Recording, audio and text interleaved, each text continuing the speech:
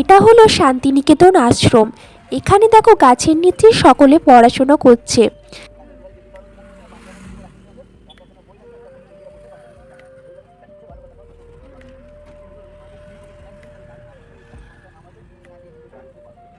তারপর দেখো শান্তিনিকেতনের সেই ঐতিহ্যবাহী বট গাছ।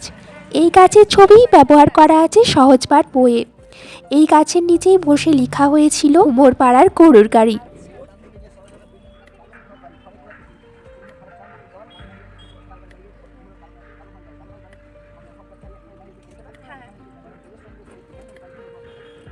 আর এটা হলো তালধ্বজ, তাল গাছ এক পায়ে দাঁড়িয়ে, এটাই হলো সেটা।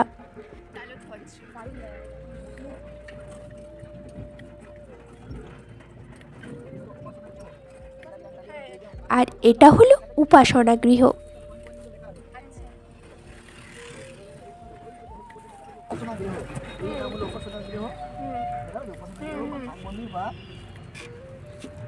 ইটালিয়ান টালি এবং বেলজিয়াম কাঁচি এটা তৈরি। এটা প্রত্যেক বুধবার তখন হয়, প্রতি বুধবার তখন ঢুকতে দেয়। তখন সকাল 6টা থেকে 7টা 1 ঘন্টা প্রার্থনা হয়। তখন মেয়েদেরকে ছেলেদেরকে সবকে ঢুকতে দেবে। কি হয় এখানে? প্রার্থনা হয়। প্রার্থনা মানে প্রার্থনা কিসের? মানে লাল ফেরে সাদা শাড়ি পরতে হবে এবং ছেলেদেরকে সাদা পাঞ্জাবি পরলে আপনার ভেতরে ঢুকতে পারবেন। আর এমনি ড্রেস পরলে আপনি ওই অবধি যেতে পারবেন। ওখান থেকে দেখবেন 16টা গেট আছে, 16টা গেট। মানে কিসের প্রার্থনা হয়? মানে উনি তো ব্রাহ্ম সমাজের একটা আচ্ছা, মন্দির দেবতা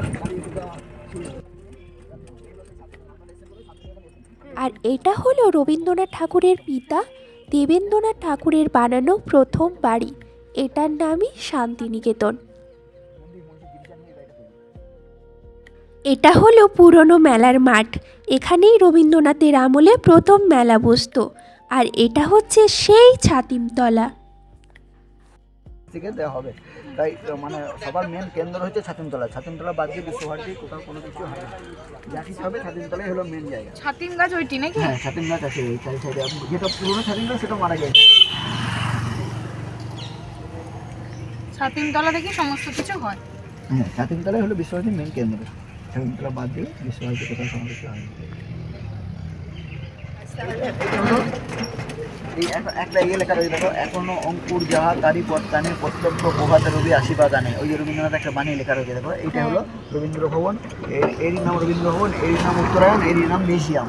এখানে যদি স্টুডেন্ট আই কার্ড থাকে তাহলে 10 টাকা, স্টুডেন্ট আই কার্ড না থাকলে 100 টাকা টিকিট কেটে দেখতে হবে। ওই বোর্ডের ছবিটা তুলুন। এই তাহলে তো তোমরা দেখেই নিলে ছাতিমতলার উল্টো দিকে মিউজিয়ামটি অবস্থিত। আর এই মিউজিয়ামের ভেতরে ফোন অ্যালাউ করে না, তাই তোমাদেরকে ভেতরটা দেখাতে পারলাম না।